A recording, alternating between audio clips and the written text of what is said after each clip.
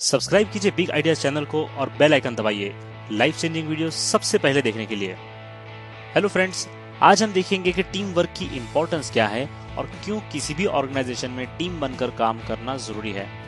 आपने बचपन में वो कहानी तो सुनी ही होगी जिसमें एक कछुए और खरगोश में बहस छिड़ जाती है कि दोनों में से कौन ज्यादा फास्ट है और दोनों रेस लगा लेते हैं। खरगोश रेस शुरू होते ही बहुत आगे निकल जाता है और कछुए को बहुत पीछे देख पेड़ के नीचे थोड़ी देर के लिए सो जाता है। जब खरगोश सो रहा होता है, कछुआ पीछे से आकर आगे निकल जाता है। जब खरगोश नींद से जागता है तब उसे रियलाइज होता है कि वो रेस हार चुका है। इस कहानी से हमने ये सीखा था कि slow and steady wins the race. लेकिन कोई नहीं जानता कि उसके बाद क्या हुआ। तो आइए देखते हैं कि खरगोश और कछुए के बीच उस रेस के बाद क्या हुआ। खरगोश रेस हारने के बाद बहुत ही मायूस हो गया। उसे एहसास हो गया कि अगर वो ओवर कॉन्फिडेंट ना होता और रेस को इजी ना लेता तो कछुआ उसे किसी भी तरह हरा नहीं सकता था। उसने कछुए को एक और रेस के लिए चैलेंज किया, जिसके लिए कछुआ मान गया। रेस शुरू हुई और इस बार खरगोश ने कोई गलती नहीं की और फुल स्पीड में दौड़ते हुए फिनिशिंग लाइन तक पहुंच गया और रेस जीत ली। कछुआ बहुत पीछे रह गया और हार गया। इस स्टोरी से हमने ये सीखा कि फास्ट और कंसिस्टेंट हमेशा स्लो और स्टेडी को हरा देगा। अगर आपके ऑर्गेनाइजेशन में दो लोग हैं, एक बंदा है जो थोड़ा स्लो है, सिस्टमैटिक है और रिलायबल भी है, लेकिन एक दूसरा बंदा भी है जो फास्ट है और रिलायबल भी, तो याद रखिए जो फास्ट वाला बंदा है वही ऑर्गेनाइजेशन में स्लो वाले बंदे से आगे बढ़ेगा। स्लो और स्टेडी होना अच्छी बात है, लेकिन फास्ट और रिलायबल होना ज्यादा अच्छी बात है। लेकिन हमारी खरगोश और कछुए वाली स्टोरी यहीं खत्म नहीं होती है। आइए देखते हैं कि आगे क्या हुआ।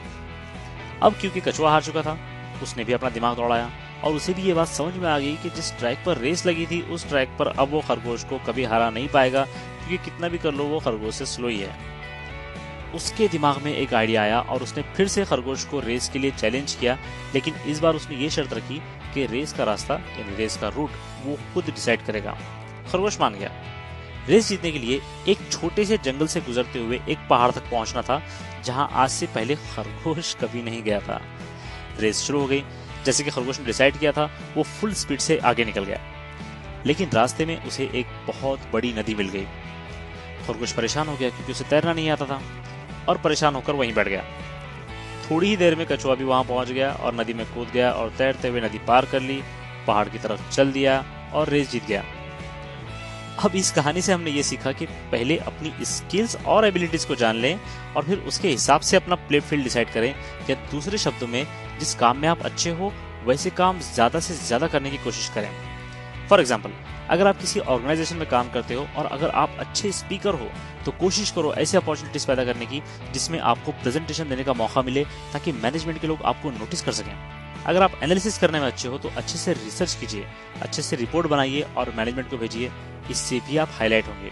अगर आप अपनी स्ट्रेंथ्स के हिसाब से काम करोगे तो इससे न सिर्फ लोग आपको नोटिस करेंगे बल्कि ऑर्गेनाइजेशन में भी आगे जाने के आपके चांसेस भी बढ़ेंगे।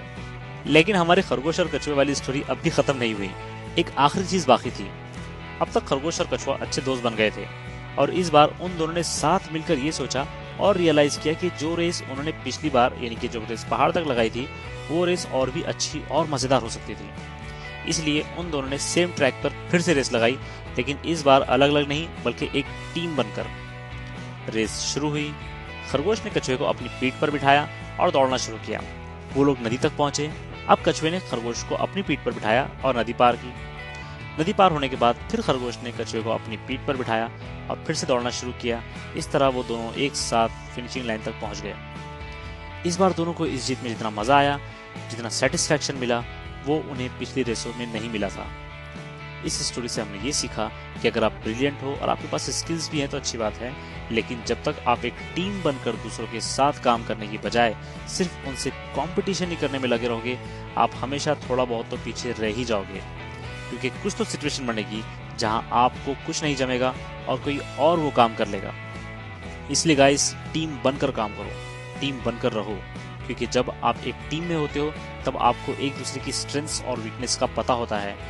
इसका पहला फायदा तो ये होता है कि आप किसी भी बड़े काम को टीम मेंबर्स की स्ट्रेंथ्स के अकॉर्डिंगली डिस्ट्रीब्यूट कर सकते हैं, जिसकी वजह से वो काम सही टाइम पर और सक्सेसफुली कंप्लीट हो जाता है। अगर किसी प्रॉब्लम का सोल्यूशन निकालना हो तब एक इंडिविजुअल बंदा कभी ना कभी किसी ना किसी जगह अटक ही जाता है, लेकिन जब उसका सोल्यूशन निकालने के लिए एक टीम बैठती है तब एक साथ बहुत सारे दिमाग काम करते हैं और किसी न किसी तरह उस प्रॉब्लम का सोल्यूशन निकाल ही लेते हैं। और फाइनली सपोर्ट, जी हाँ सपोर्ट। जब आप एक टीम में काम करते हो तब आप एक दूसरे को सपोर्ट करते हो। कोई किसी प्रॉब्लम में अटक जाता है तो आप उसकी हेल्प कर देते हो, और जब आप किसी प्रॉब्लम में अटक जाते हो तो वो आपकी हेल्प कर देता है। इतना ही नहीं, एक साथ मिलकर काम करने से एक दूसरे का नॉलेज शेयर होता है, जिसकी वजह से आपका और सामने वाले का भी प्रोफेशनल डेवलपमेंट होता है। जी हाँ, प्रोफेशनल डेवलपमेंट। ये बॉन्ड बहुत इंपॉर्टेंट होता है।